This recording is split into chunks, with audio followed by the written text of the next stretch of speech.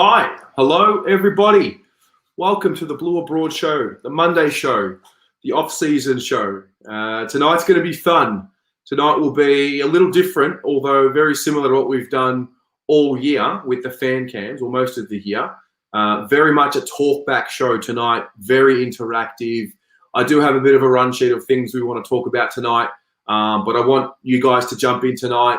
If you've got a question you want to ask, feel free. It can be about anything, preferably Carlton related. We want to talk about tonight, but I want you guys to jump in tonight. You've got a whoops. So yeah, let us begin. What I'll do is I'm going to post the link in the comments right now.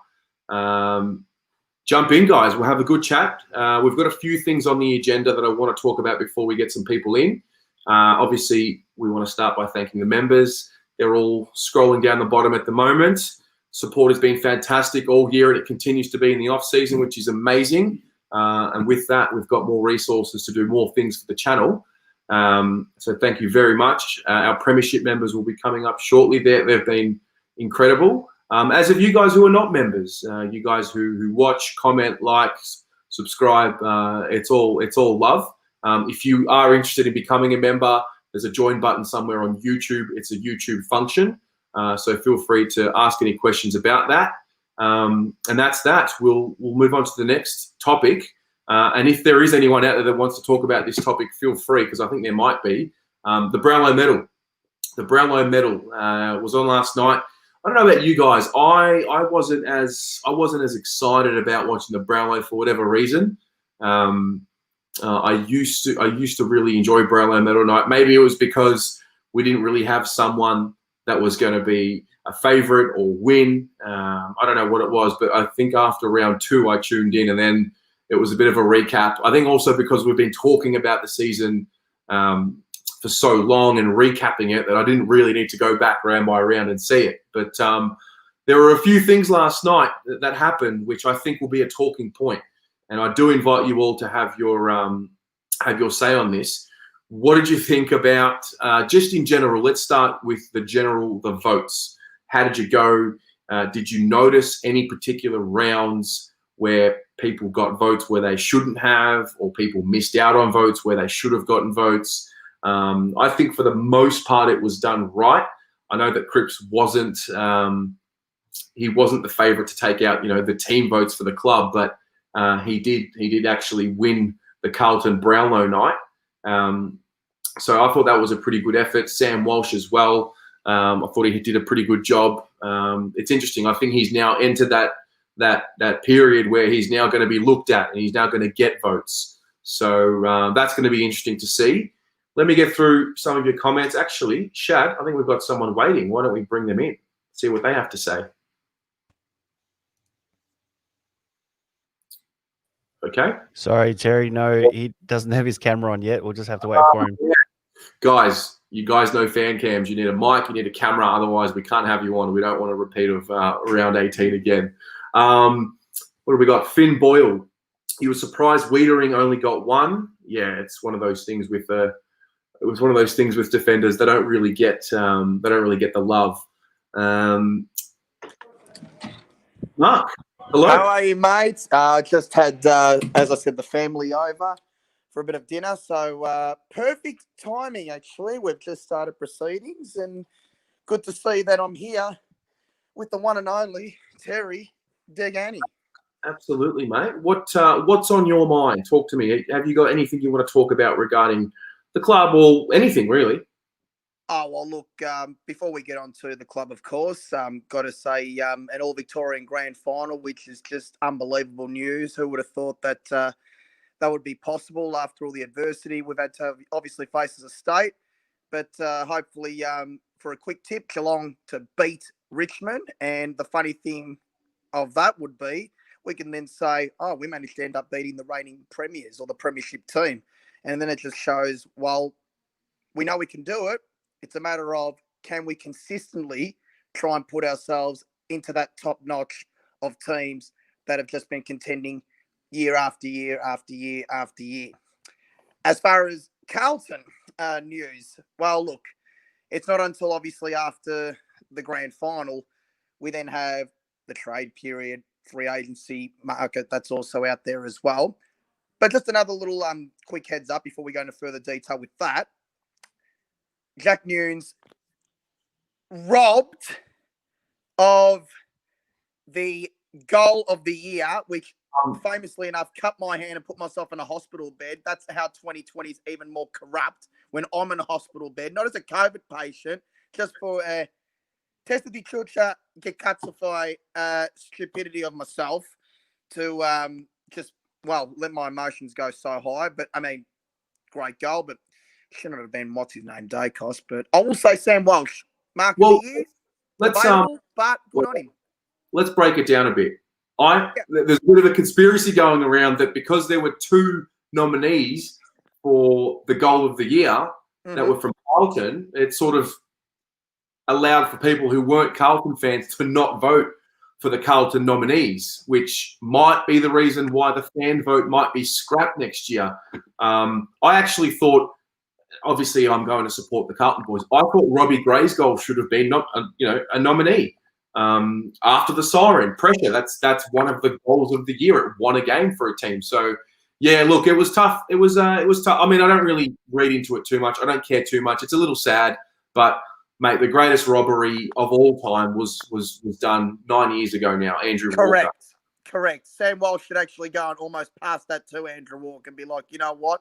I took a courageous mark from the back of the flight in a big pack, but you managed to obviously take an awesome mark over 10 metres high of Jake Carlisle and on his head, although that bit of rubber headband is going to wear him for life. But look, as far as the serious news, with obviously free agency and the trade period, you know, there's been a lot of speculation as far as Clayton Oliver's name that's been put out there. Lockie Hunter, funny enough, Tom Mitchell, because Hawthorn are looking to really just clear their list out while they've been so good for so long. But as you can see with the amount of retirees that they've had, and now with a ball magnet like him, is now in that age profile as well, is something to possibly consider. But I think from my view, and this is a very interesting one, depends what all people, let alone all Carlton fans, members, supporters, you name it, think about what I'm about to mention here. We know there's been so much talk about with Adam Saad because we know Williams is the free agent and it's a matter of time the club puts that to bed. And then it's the key of trying to get Adam Saad in. So do we try and look around swapping our pick 7 to, I think it was more Geelong, to try and get a couple of those 2 picks from 12 to 14, give that to Essendon for Saad? Or are we willing to, let's say, pick 7 and 27 for Saad and Zach Merritt?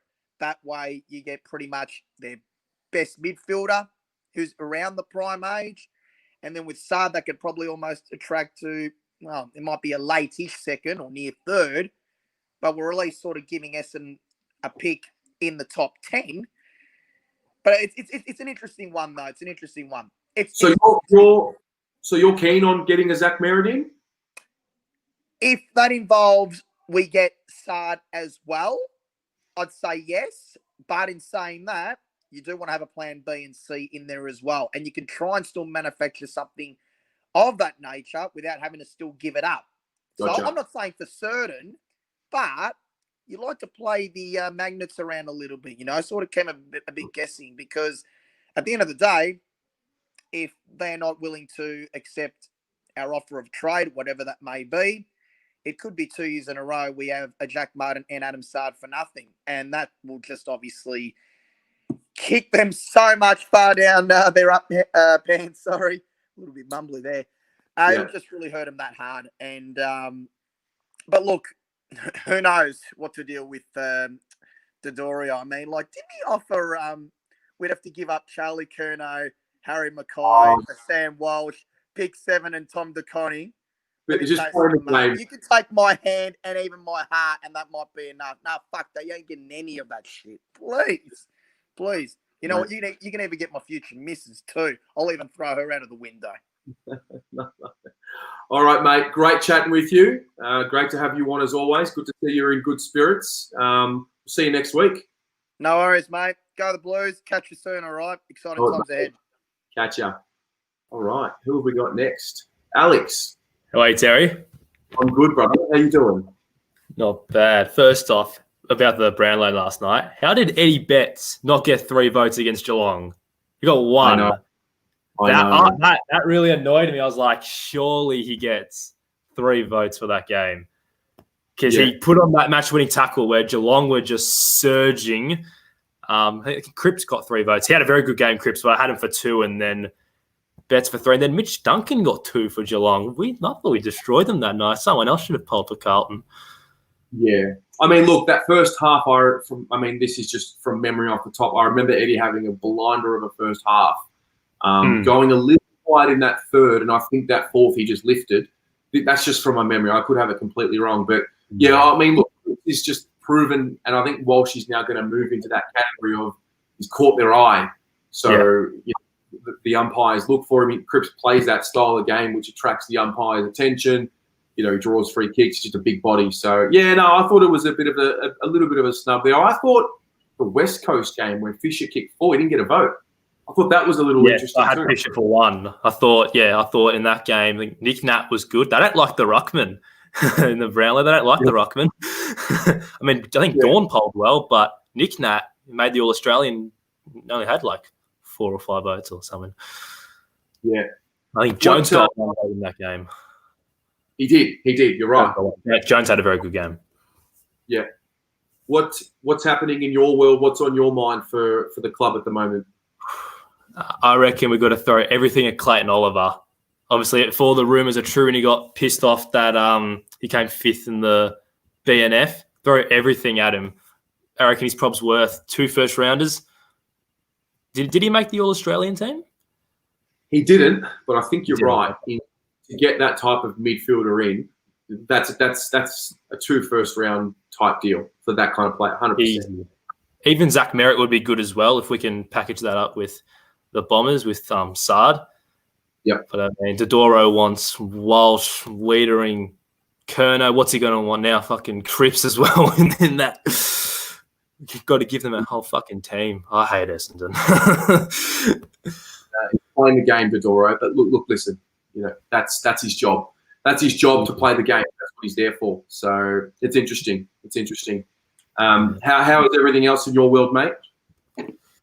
Not much. Yeah, I reckon we go for Clayton Oliver. That's a big target that we need. Why aren't we going for small forwards? There's been no small forwards in talks or trade rumours or anything. I think this is why we kept Betts, because there aren't many small forwards on like the trade market or the trade sort of, talks at the moment. And that could be a key reason why they kept Betts for another year. And obviously with losing Simpson, obviously Sard was going to come in. Zach Williams will play as a midfielder, but obviously he can go half back as well. But it's interesting because there aren't many small forwards that have, requested a trade or good enough small forwards that we can actually throw the kitchen sink out. Obviously, Papley was the one we wanted, and then obviously that would have gone down if Danaher went to Sydney. Now he wants Brisbane, so Essendon fucked us over in that trade. But, I think there'll be look. There's been so many names linked to us already, as there is every year. I just feel like let the grand final happen. Trade period hasn't really started yet officially. It just has Carlton fans because this is our time to start speculating. I think there will be more talk about small forwards. I've sort of read the forums and Dan's really obviously looked into them as well. Jack Higgins' name is sort of popping up here, and Jared Cameron's name sort of popping up here and there. Into Narkle as well. So I think we'll hear a bit more about those guys over the next few weeks. Yeah. Okay. Interesting. Awesome. Yeah.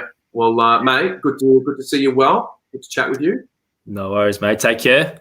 Stay safe and catch you soon. For sure, brother. Catch ya. Benji. Hello, mate. How you doing, man? I'm all right. I'm good. How are you? I'm good, mate. I'm good. Victoria's got a little more freedom these days, so finally some good news. So I'm a little bit more chuffed about that. But talk to me. What's on your mind? Look, I'm happy. I'm still not certain about Zach Williams and Adam Saad that we've got him yet. Like, I can't trust our list managers. It was the same last year with Canelio. We said we were going to get him. And what's his name? Dordio, whatever, their list manager. Oh, he's a flog. He's an absolute flog. Some of the things he's throwing at is an absolute joke. But, yeah. Yeah, I think he's just playing the game as it should be played. He's just taking us all for a joyride. Sorry? Does he ever get them done? Like, half their team's going to be gone by the end of the season. Yeah. I can't remember who it was. Someone came on last week and made the comment about they're just not in a position to be playing these games, Essendon. Like, they've got players that want to leave. They're not happy. They've got cultural issues. Stop playing these games and start focusing on actually winning. It's the same with North Melbourne. They give all this money to all these players, but they don't want it. It was just with Dusty Martin, all that kind of stuff. But I don't know. Look, is Ollie Wines re-signed? Because what was that all about? Is that gone? The answer is I don't know. I don't see Ollie leaving Port. I think he's just in too good of a situation. They love him. They absolutely adore him. They've just made a prelim. They're only going to get better. They've got good young talent. So I don't know. I mean, unless we, do the whole Godfather offer, flying down to Noosa, do the whole private jet thing. I don't know. I don't know if it's going to get him over the line. But I wouldn't have thought he would be leaving personally. But I mean, like I said, I don't know. Clayton Oliver? Another one I don't know. I think that for me personally, this Jeremy Cameron news today is interesting for us because now, I mean, if he leaves, they've got salary cap. They can play a little bit of a game with us now. They've got some more bargaining power. They can sign, they can match an offer for Zach Williams, which would mean we'd have to trade for him. There are a few other things that are coming into play here now, potentially. I personally think maybe they'd be putting this money now towards someone like a Josh Kelly. But there is a reality that's going to emerge now where they can keep Williams or get a trade done for Williams if we can't satisfy what they need, which I think is a bit more of a watch this space. Yeah. And one more question. With Adam Saad, do you think he's really worth a 7th pick? Because as we've seen throughout the years, so many good players have come from 7th. Yeah. Well, my answer is no. I don't think he open market. I know we don't want to build a future and we don't want to, we want to be in the current. But 7th pick, that's a future champion of the club, possibly. For sure it is. Yeah, I think for the situation. I mean, if he was contracted, then I'm like, yeah, you got to give up pick 7. That's just the way it's got to go. I don't think we need to use pick 7 on him, but there's a lot of information that I'm missing here that a lot of us.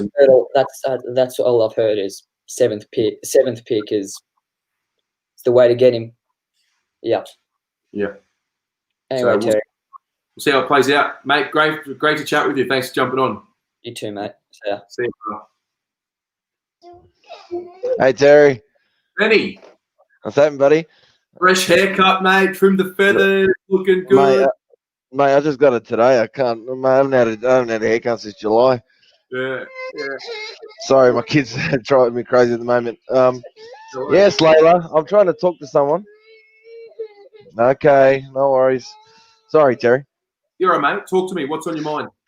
I agree with you about the Brownlow. I think I wasn't really that interested, to be honest with you. I just thought Sam Walsh probably would have topped the votes for the Carlton, but obviously Cripps still had a good final year, I guess, at the end of the year. But yeah, I don't know. It just didn't interest me as much as I thought it would. Yeah, once I started watching it, I was into it because it's Brownlow and it was obviously a bit manufactured. It wasn't real. Didn't have that real vibe to it. Etc. Yeah. But yeah, look, it was good to sort of finish off the 2020 season. I think that's it now for official AFL events. Got the granny off. Who's winning? Who's your tip? I'll be honest with you. I hope it's Geelong. I pray to the gods because I can't stand Richmond supporters anymore, to be honest, because they're just so fucking cocky at the moment. I mean, they haven't been nowhere for 37 years, and now they're coming out of the woodwork. Credit to them, they've been a good side. So yeah, they're a good template for us to look at. There's a few teams that have done some good things in different ways. Like you look at St Kilda and the way that they traded last year. You look at Brisbane, the way they built their list, bringing in experienced champions to help nurture the young guys. And then you look at Richmond, who did the proper, the full rebuild, the 10-year plan. There's those videos of Brendan Gale talking about, hey, we want to win 3 flags by 2020 and 75,000 members. And look, as much as I don't want Richmond to win, I respect them. What they've been able to do and turn the club around is great. And I think us having someone like Kane Little, people are still caught up on this thing that Kane Little sliced sauce out of the club and was doing mismanagement. People haven't really. I don't think too many people have taken to him. I'm a big fan of what he's done. Do you think there's a backlash between him and Sauce though? Like obviously, I know what probably everyone's pretty upset with Ben because we didn't see much of Ben Silvani. At least give him a crack, And then obviously the rumours are going with Jack. So I don't know. To be honest, I'd love to keep Jack. As I said, he's a heart and soul of the club. You know what I mean? You don't want to see your favourite son leave. Yeah, I think more than that, he's a good player. I think he's a good player. Yeah, exactly.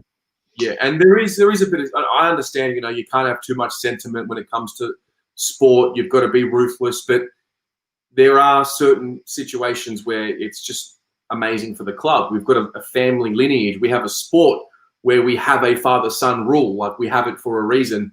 I don't think many other sports have a father-son rule or a father-daughter rule where father-daughter, yeah, exactly, yeah. So it's as much as people can talk about you can't be sentimental. At the same time, it's a hallmark of our sport. Exactly, mate. I mean, we'd love to see the lineages of the Silvani name, mate. Even the Kurtafides name or Favola name when these kids when these girls hopefully they play footy, kick 100 goals. Yeah, but yeah, sure, man. Terry, just one more question with our trade period. Obviously, I hope we can guarantee we get Williams a start, but as someone said on the comment, do you reckon we can go after a Loney from St Kilda or Clayton Oliver or a Zach Merritt? Maybe if we can do the deal with Sard, maybe Dodorio, who knows? I just want to get the Sard one done quickly. Both of them, Sard and Williams.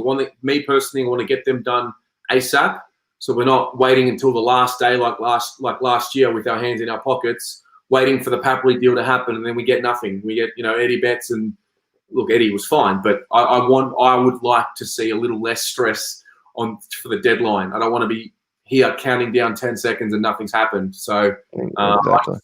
And then look, there's a lot of I don't know. A lot of us fans don't know what's going on. I think most of us don't know what's going on. It's just a hope. So we'll see what happens.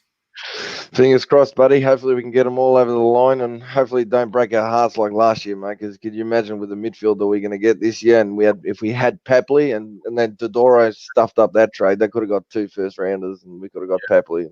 Yeah, absolutely. Good on you, mate. Great to. Cheers, Jezza, on you, bro. Legend. Go. Wait. How are we going? Good, mate. How are you? Can't complain. Your sound is a little distorted. Oh, is it? All right. My sound's a bit poor. Can you hear me now? I can. Yeah, I can hear you now. I think that's better. All right. I'll try to speak like to get nice and close so you can hear me. Have you got 2 tabs on?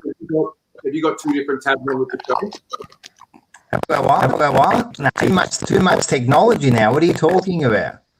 Let me for a sec, see if we can down, and I'll bring it back in. Hello? Mr. Will. Hey, Tez. How you going, mate? I'm good, my friend. How are you? Not too bad, mate. Just down here at Brunswick Street Oval in Fitzroy, mate. Just doing my rehab with my knee, bro. How you going, man? I'm good, mate. I'm good. So, first of all, good to see you back on the road to recovery. You've done an ACL. Yeah, mate. I've done PCL, ACL, dislocated kneecap.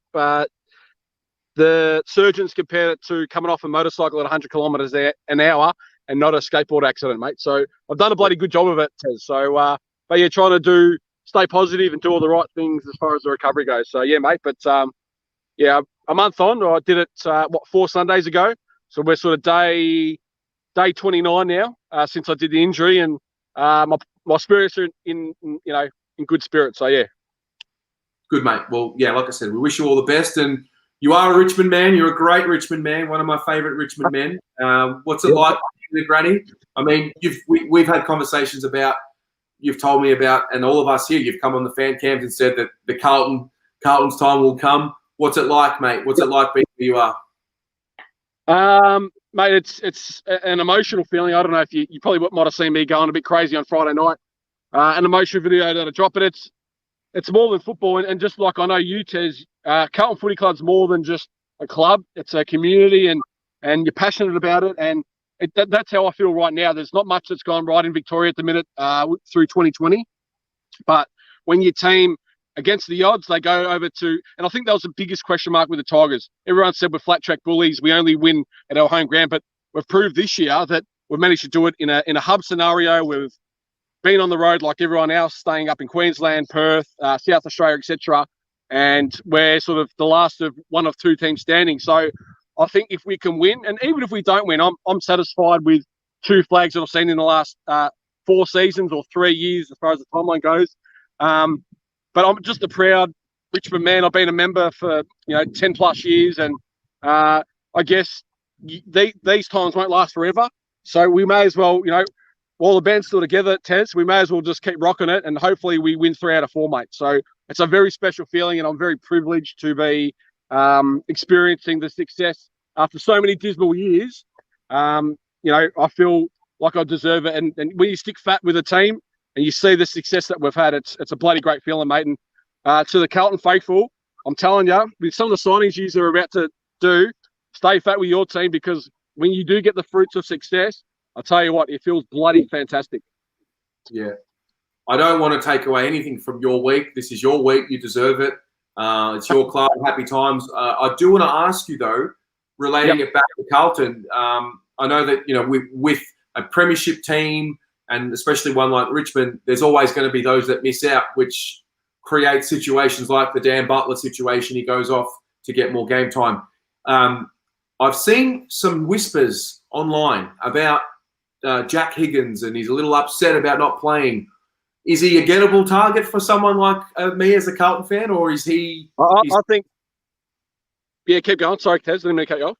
No, I was just going to ask: has he now gone below, Castagna and Rioli? What's happening there? Yeah, I think like you just mentioned, Dan Butler. Like, what a season he had! 8 Brownlow votes for the Saints this year. He tore us apart up, and I think it was around round 7 or round 8. Definitely, I think Higgins, mate. You got to remember he's only 2021, and when you're in such a drilled unit and you've got so many of those small forwards, it's not that he's not good enough. It's just, it's like the plethora of talent that Richmond have. So definitely he's a gettable target. He's young, and why wouldn't you build him into a Carlton side that's on the build and on the sort of aiming for that final spot? You weren't too far off this year, so definitely a gettable target. And talent-wise, he would be one of the better small forwards in the trade market. Not only that, his age, as I said, he's only 21 years of age, and he proved that only 2 years ago when he debuted in 2018. So for the Carlton faithful out there, if you can get him, go for it, because those other small forwards like a Butler and a Stengel have proved that other clubs that they can play in their best 22 and also have a real impact in that forward line. Yep, fair enough. Well, I'll put the question out to the fans watching at the moment. Would you be interested in Jack Higgins? Just let us know in the comments, yes or no. Bobby, mate, I want to wish you all the best for this week. I'm jealous, but I'm happy for you, and I look forward to my chance, mate.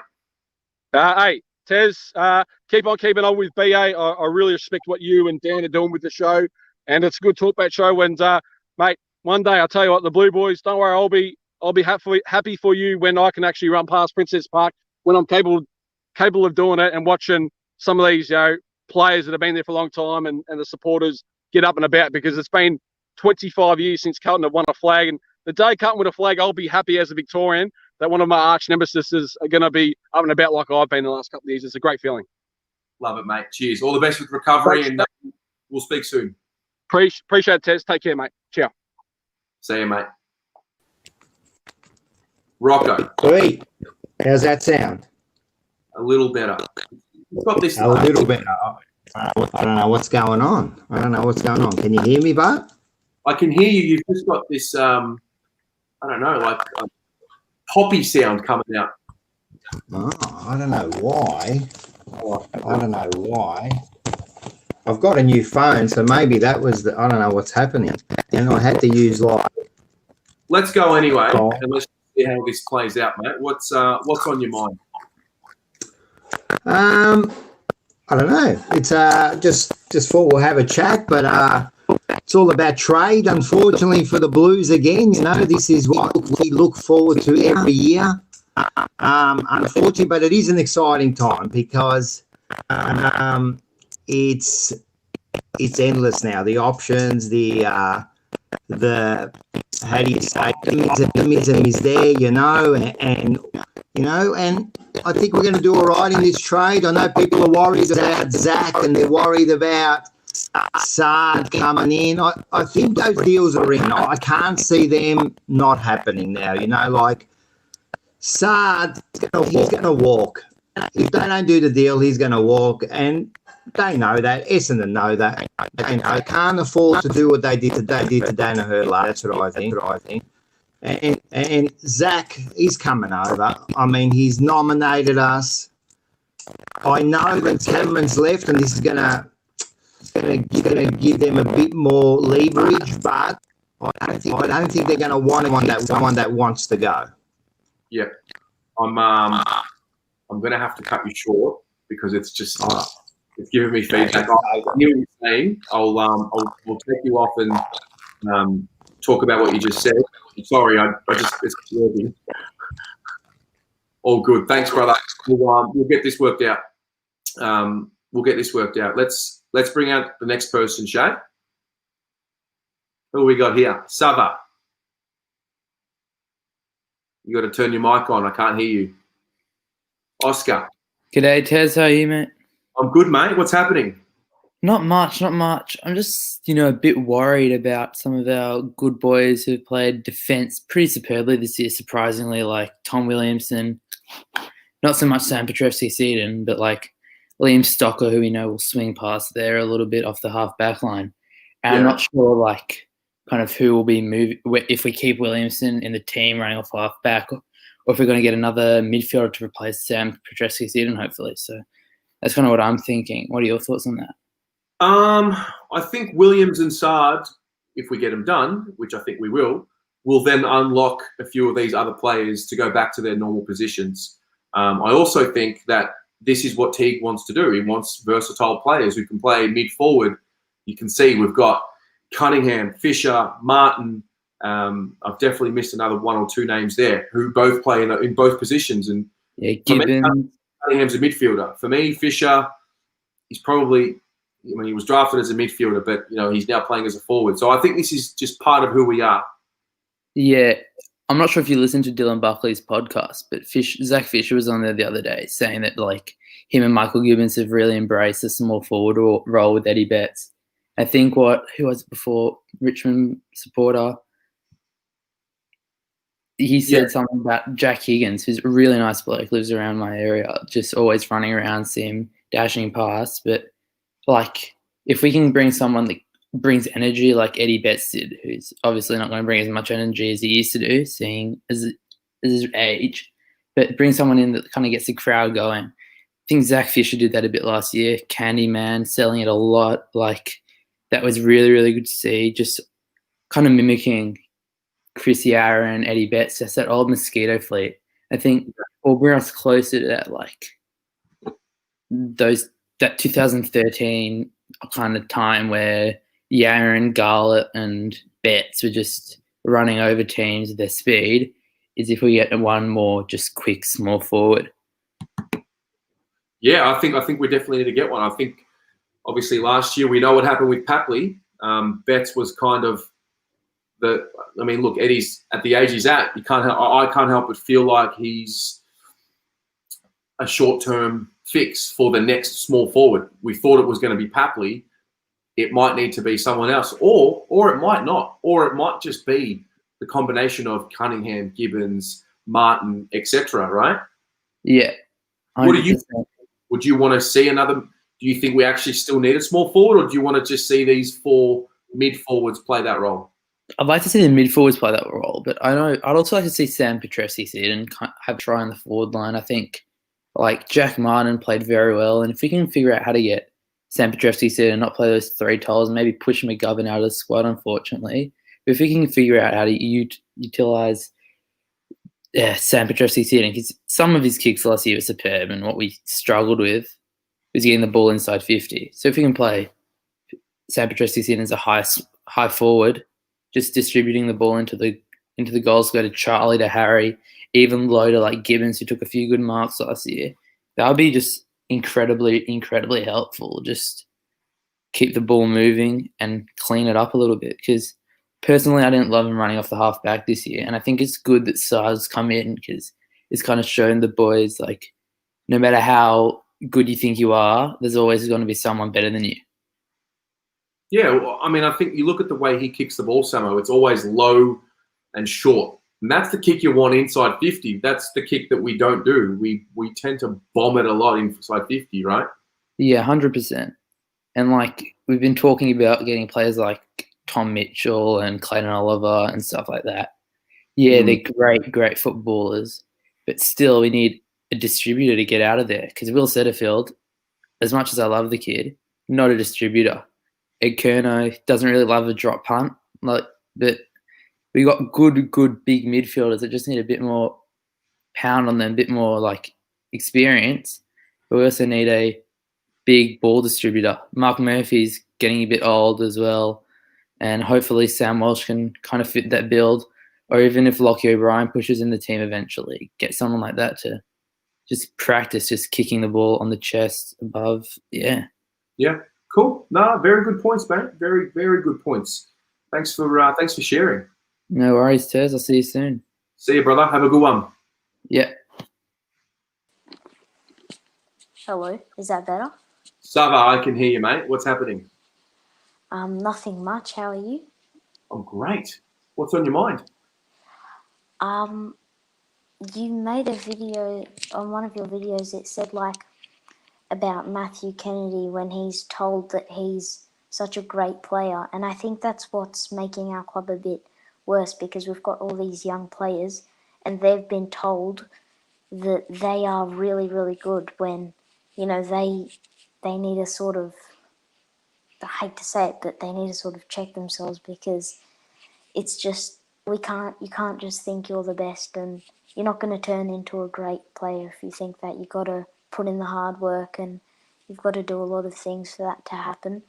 So I think having Kennedy out this year actually may have helped him, I reckon, just to make him work a bit harder and realise that he can be a lot better. Even though he's really good, I really like him, but if we do this to players, I think that'll make them realise that they shouldn't take their spots for granted and all that. So, yeah. I think you make a fantastic point. I think you've nailed it.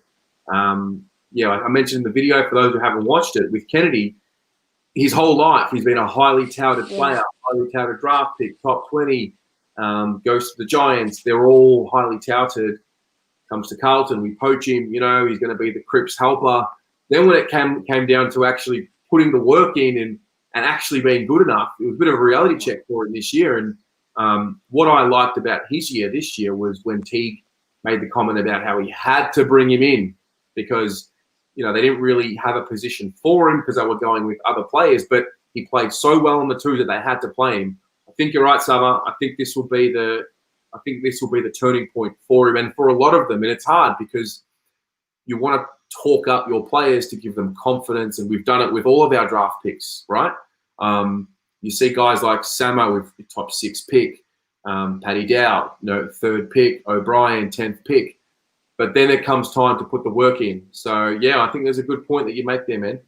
That I want to just go back. We were talking about during probably from the next half of the year, was from before half the year, but more we start to realize it more at the end, that some of the players aren't trying hard enough. And I don't know, I think they think they're going to keep on getting spots. Like, what if one of them does their ACL one game? They're gone for the next year. They don't realize that. They need to start, I know that I don't want to be rude or anything, but I feel like they just need to start seeing how things work. Fair enough. No, very good. Very good, mate. Thanks for coming on. I thought that you raised a very good point. Thanks for having me, Terry. See ya, Saba. See ya.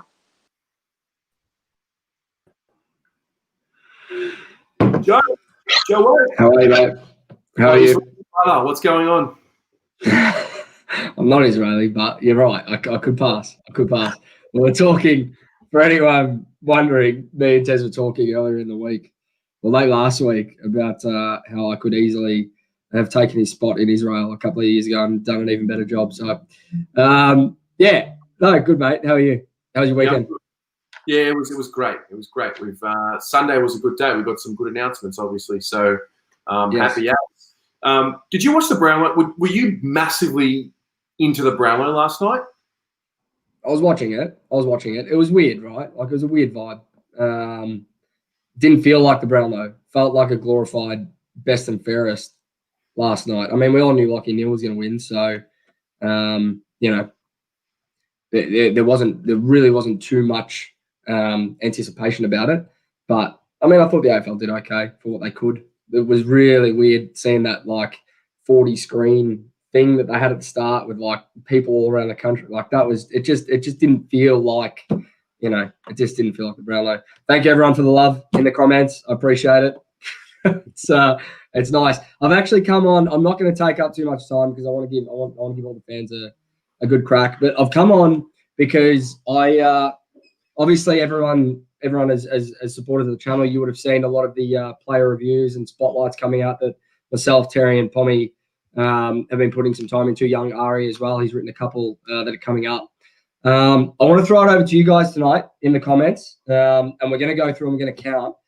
We've had a lot of spotlights done so far. You've asked for Clayton Oliver. You've asked for a lot of different guys. We've got guys like Will Brodie coming up, and we've gone through the majority of the big guns. Oliver, Mitchell. I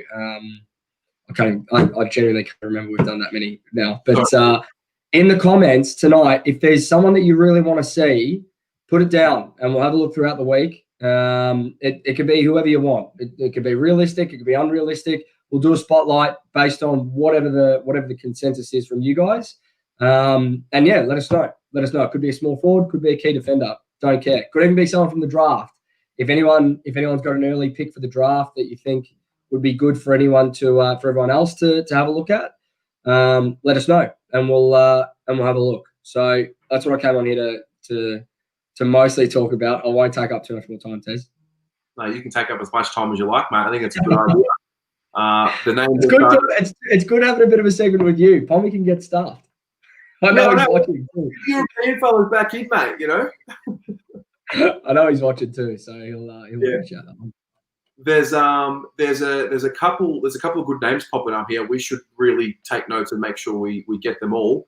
So yeah, again, guys, just to remind you, if you have anyone you want to see a spotlight on, let us know in the comments now. Let us know if there's someone we're missing. For those of you that don't know, and if you don't know, then where you been? Joe does all our write-ups on the website. I and Pommy are doing the spotlights and the draft preview videos. The draft preview videos will come out a little later. Pom will have them all ready for us as he did last year. But Pommy has been retired. He's cracked it. He's cracked the shits. He's had enough.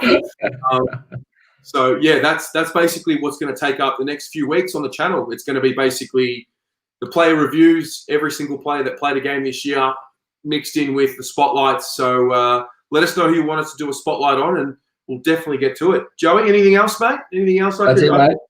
That's all you. Unless you want to talk about anything. What about you, Tez? Tell us. You're on here all night interviewing people. I'll interview you for a couple of minutes. What are your thoughts on the off season? What are your thoughts on what's coming up? You've obviously done your season review and whatnot, but we haven't heard much from you about your own thoughts. Just blank canvas. What do you think is going to happen this off season? What's a pass mark for us? I want to see Sard, Williams, and one more. Look, if it's Clayton Oliver, I'm not going to say no. But I want to see Sard, Williams, and another player who's not super duper star, but can be a lock in the best 22 and force another layer of depth. I think adding 3 players into the best 22 is a big tick for us. Comes down to what we're going to pay them. I'm not so worried about that because there's mechanisms around that, always front-ending deals and whatnot. I'm a little bit worried with this Jeremy Cameron news. I think it's a spanner in the works with Zach Williams because now there's salary cap space to play with. And if I'm the Giants, I'm matching the offer that we're putting out to for Zach Williams, and I'm making Carlton use a pick to get Zach Williams. So I'm a little mindful of that at the moment. Very mindful of that, actually, now that that's come out. But we'll see how it plays out. It might be that salary cap space goes to someone like a Josh Kelly. I don't know. But those are my thoughts at the moment. My unfiltered thoughts.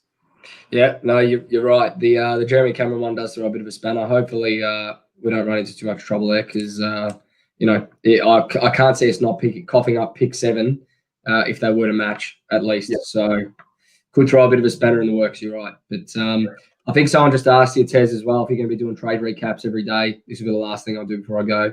I think we've said that we'll be doing some form each night. Is that right? Every night, yeah, pretty much. Yeah. Trade period will be the same as last year. It'll be a 30-minute recap every single night. So stay tuned for that. Don't worry about AFL trade radio. You got it all here on Blue Broad. We're not just going to cover Carlton each day. It's going to be the whole shebang, whole kit and caboodle on Blue Broad. Absolutely. Well, I'll chat to you in the group chat after this. Yeah, we'll do, mate. Talk soon. See you, brother. Looking forward to this. Jad. Terry, how are you, mate? Long time. I know I'm going to get a great discussion with you tonight, my friend. Oh, shit. What's it like not having to me every weekend, mate, and have a bit of calmness about you? Oh, mate, I've been born again. I'm like nice and calm. I'm enjoying, the footy. I'm like taking that sabbatical that that I think. I'm just born again. Oh, different person, man. Yeah, different person. Look, we would like to be stressed about playing in a granny this week. There's no doubt about that.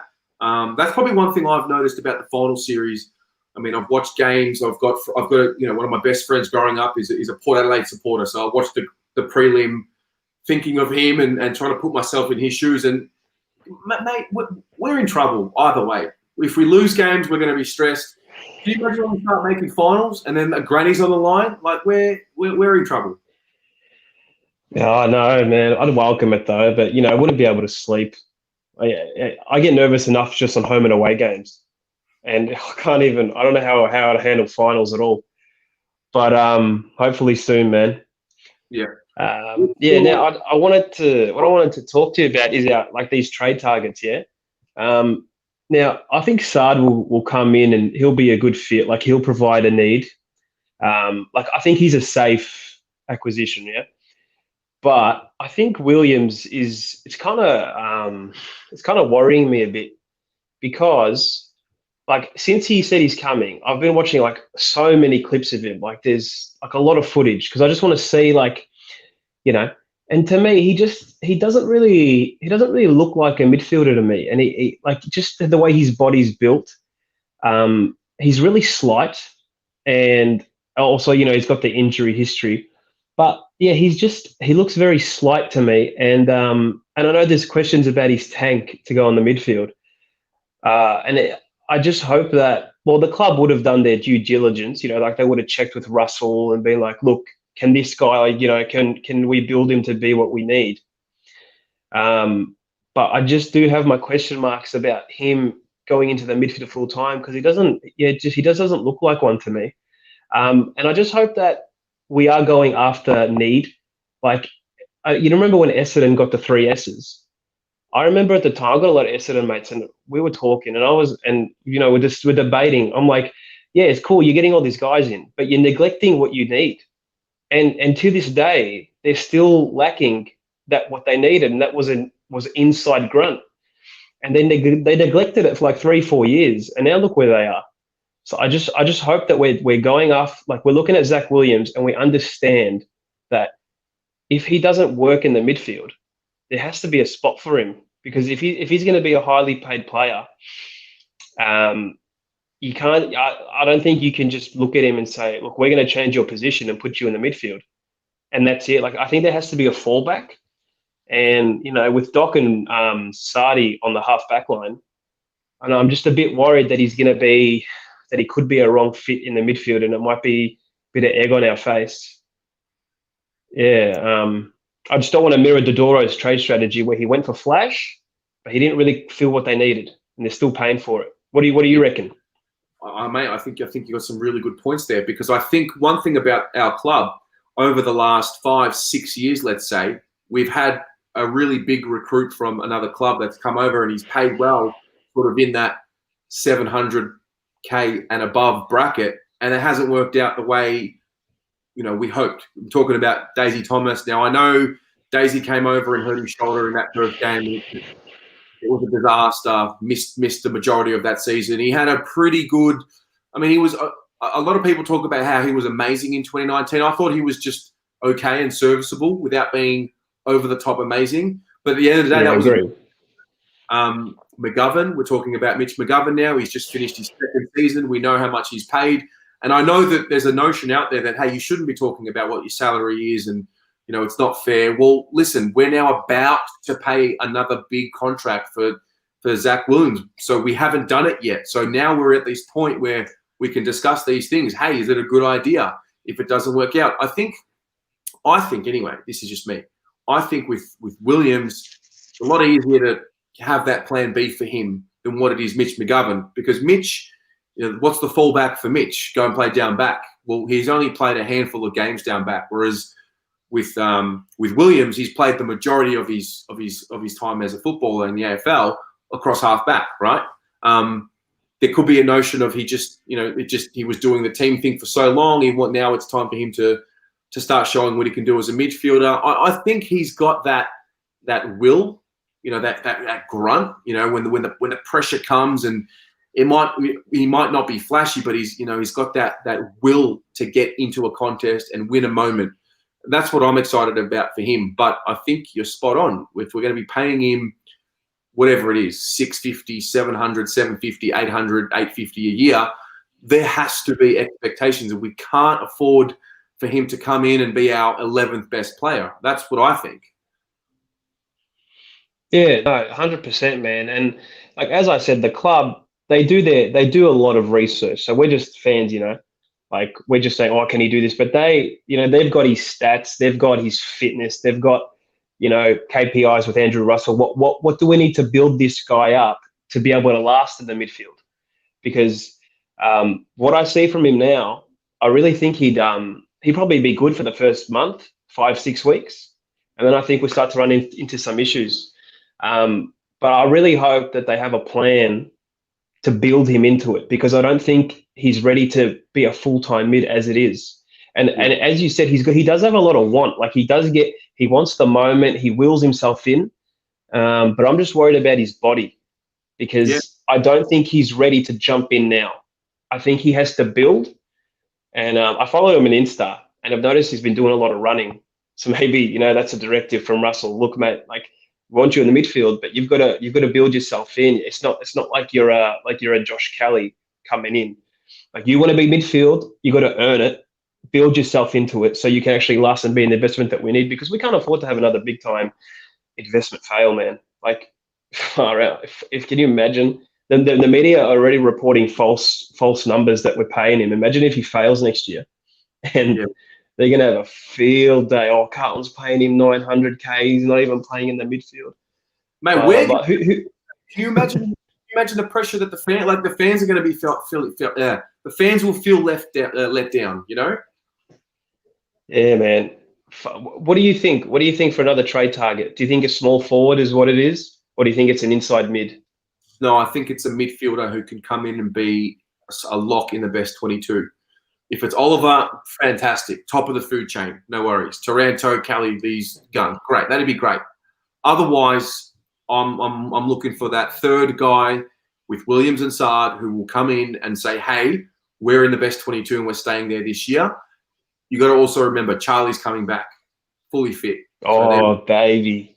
You know what I mean? Big Chaz. Far out. Yeah. Mark's got to be fit, right? Has to be fit. So I think there's a bit more, and Nick Newman. So there's a lot more optimism coming from me if we get this third player that is a lock in the 22. I don't know how, which position, but for me, it's got to be a mid. I think that's where we were short a little bit this year. Yeah, mate. And then I'm just a little bit concerned about the kids. Like, we've got a lot of high draft picks there, and say these guys come in and they're starting 22. How do they get in? I think, like, they might look to go, man. They might look to go. And we've got to get used to that if we're going to get better, Like, we're going to lose players. I know that's not lost on you. I hear you say that all the time.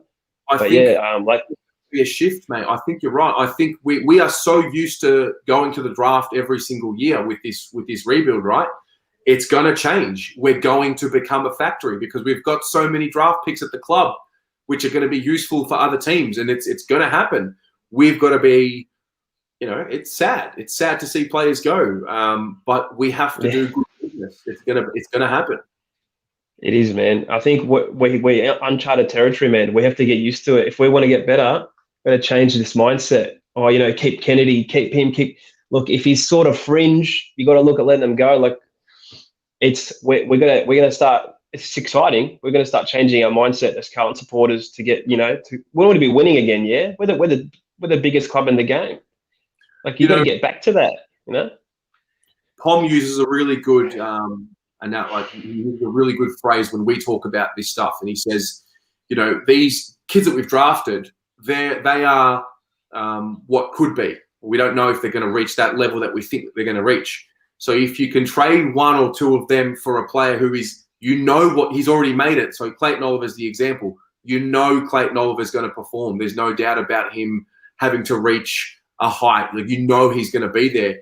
That's when the conversation starts moving into a player that could be for a player that is. And I think we have too many players at the moment because they're young and inexperienced, but I think there's probably a little too many players that could be. Spot on, man. And that's our mentality too. I think we have to take that next step. Okay, what could be? Let him maybe become that for another club. Let's get what we know now. What's going to get us better? Because we have to change. We're going to change this mindset, and it will happen. Like, you look at the finals that have been played, man. Do you see that intensity these teams are playing at? I look at us and I'm like, my God, we are a long way off that intensity that these top four finals teams are playing in. Like, it's a real eye opener this final series. Yep, absolutely, mate. Well, this has been great, as I knew it would be. Thanks a lot. Good to see you. Well, you look so much more calm, my friend. Mate, I know. It's like I had Botox or something. Look at my face. Like, it's not moving. I'm all chilled. I'm playing a game, listening to you boys. I love the channel, man. It really gives me and everyone else like a really healthy outlet. Like, it's just great, man. Imagine if we didn't have this. Like, we would be all upset, depressed in our rooms. Fucking Carlton, fuck this, fuck that. But man, you've done such a good thing, bro. I love it. No worries, mate. Thank you. Appreciate it. I'm glad you're enjoying it. And only going to get bigger from here. So you have a good night and we'll chat again. You too, man. Enjoy. See you, brother. We've got one more guest for the evening, and what better way to get the show than Pommy? Oi, you dirty bitch. How you doing? Get in, you dirty bitch. Get in. How we doing? I'll tell you what, everyone's quite jovial tonight. I missed the start of the show. I was just doing a bit of work. That's why I'm outside, swinging a golf stick. But how are we? Are we all right? We're going well, mate. We're going well. We're just a little bit of talkback, 2020 version of what talkback radio used to be. Everyone just comes in and just goes for it. I thought it was a good night to do it. Oh, I enjoyed it. I came in when Rocco started doing the remix of what he was saying. I enjoyed that. It sounded like his phone was tapped. Yeah, I'm spewing because I would love to. talking with Rocco is fun, you know. I've had the privilege of sharing a 3-hour phone call with that guy. I can assure you, if you don't get the opportunity, make sure you do. Talking to Rocco is a thing of beauty. Yeah. I wanted to talk about, I've just done a series on my own channel on tactical awareness of what these players bring. So I've just finished Sard, and I wanted to talk to people, if we got Sard and Williams, and that's it, where does everyone think our finishing position would be in the ladder, as opposed to getting a third unnamed player? I wanted to see where people think, because from my perspective, looking at them both, I think that allows us to have a game plan that alleviates what failed us this year. I think Sard brings that energy off halfback, the ability to run and carry, which we don't have. And we know Williams looks for them cheeky little handballs and keeps the game going and looks to take the game on. So for me, I want to know where people stand. Would they consider that an abject failure if we only get them two? Yeah, and what about you? Oh, mate, I think it's a really good question. I was just processing it. I still think there's a lot of, I mean, look, for me, it's more of a best case scenario. Everyone's healthy, and we've got Sard and Williams into the mix that's already there now. Then it becomes it depends who goes back into the midfield. Is it going to be Samo? Is it going to be Doherty, who was going into the midfield for the next? So, I don't know. But then when you talk about Charlie Kerner coming back kicking 60 next year, I think Zach Williams to Charlie Kerner is a minimum of going to happen 30 times. So there's 50% of his goals next year. Yeah. No, I think if those two are the only two players we got, the expectation of 5 in 6 is absolutely still there. For me, if we get an absolute monster like Oliver with those two, then I'm looking at, hey, we're a top 5, 6, 5, you know? Oh, yeah, mate, I'm with you. I mean, we know what I was like. I mean, with the core we've got now, I mean, who can forget the iconic quote, round 12, where we're talking finals football? Do you know what I mean? Like, we know I get around it. It was just an interesting question I wanted to pose to everyone, because I know that we all get excited. You know, I don't really buy into trade rumours at all. Never really happens. But I was just thinking, because recently, it was this time last year, Stephen Cornelio dogged the boys. And I was just thinking, it's been a warning sign to me, because if you check my socials, I might have been getting in the Oliver train. I might have got into the Tom Mitchell train.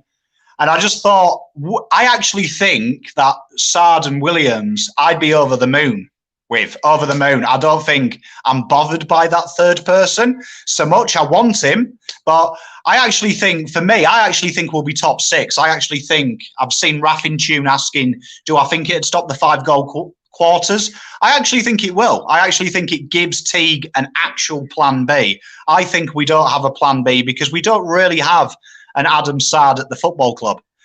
For me, we don't have one at all. And for me, I think that if you look at how Geelong have played, particularly in the finals, and Richmond particularly, they utilise that run-off halfback to ease that pressure, that forward press. If we watch the finals this year, that has been abundant. All the teams play it, and the team that's done it better has usually won. So for me, I'm looking forward to it. So I personally think now, when we do our trade live, you and me, when we're awake for 9 hours, I think it's going to be a really relaxing stage for us, because if we've got them two locked away, really whoever comes out of that hat is an absolute Brucey bonus. So I'm also thinking of players that maybe if we can just up the bottom percentile as well. So, you know, maybe if we get them two and an Oliver isn't there, let's try and get the next best player to really push these young kids to make them earn that 22. So, no, it's interesting, because the comments seem to say the same as well. No one's going to think it's a abject failure. Yep. There's so many stories that didn't go our way. It's actually quite surprising how many storylines didn't go our way this year. You talk about Musgrave, Newman, Stocker, Charlie. Like for me, Stocker was obviously very highly touted, very highly thought of, and it was the big reason why we went after it with our with what did it end up being? Pick 4. So really, with in an ideal world, Stocko is good enough to start playing regular next year. If that's the case, bang, there's your recruit. Newman 100%. side, Williams and Sard in the side. They all play. If they all play, someone's got to come up the ground. So there was a lot that didn't go right this year for us, but we still found a way to do which is not something we've been able to do over the last few seasons. As Corin has an $8 donation, he wants me to say, "G the fuck up." Thanks, Corin. Well, I mean, I've got to say, I reckon if we get Clayton Oliver, I've just seen that come on in the comments because everyone knows I do buy into trade rumours, probably more than the average bear. Tell you what, if Clayton Oliver signs for Carlton, how about this? I'll live stream me getting a Carlton Grand Final winner 2021 tattoo live on freaking air. Because I tell you what, the lid will be off, boys and girls. Because even with Sard and Williams, we're taking out this Mickey Mouse competition. Throwing Clayton Oliver, we're going to have to give a flag out for second. Oh, I love it. I love it. Come on! What I love is that you're actually being truthful. You actually do it. Oh, mate, I mean, tell you what, people said that there was Collingwood fans who reckoned that a Pom would do a bottle job on that stupid Collingwood bet. Tell you what, I paid it off, didn't I? Poms don't make bets and not follow through. Live on air, tattoo, Carlton 2021. Love it, mate. Love it. Well, listen, it's been great to have you as the last guest. Stay on while I say goodbye. Rayford Tune, Ablett approaches us for a 2-year contract. That is the same price as Sarge Williams. Do we go for it with the $5 donation? What, Gary Ablett? Gary Ablett is in about. I think so. Surely not. I'm not sure. If it's Gary Ablett, I'd say no. Anyway. If it is true, hopefully Carlton have kept the producer of that Going Back in Time video they did for Eddie Betts, because it would have been a great signing in 2006, but 2020, surely not. I can't see it. Yeah. Well, I think my audio is starting to cut out, so I think that might be the time to go. Pom, everyone that joined, thanks for tuning in. Thanks for being here. We'll see you on Friday night. Pom, is that right? Friday night at 7 o'clock, me and the guy who looks like the budget version of Cade Simpson will be going through trade rumours with you. We've got some absolute doozies this week. There is probably the most banter one I've seen. I'm looking forward to sharing that with you. All right, mate. We'll see you at 7 o'clock on Friday. Good night, everyone. Good night, everyone.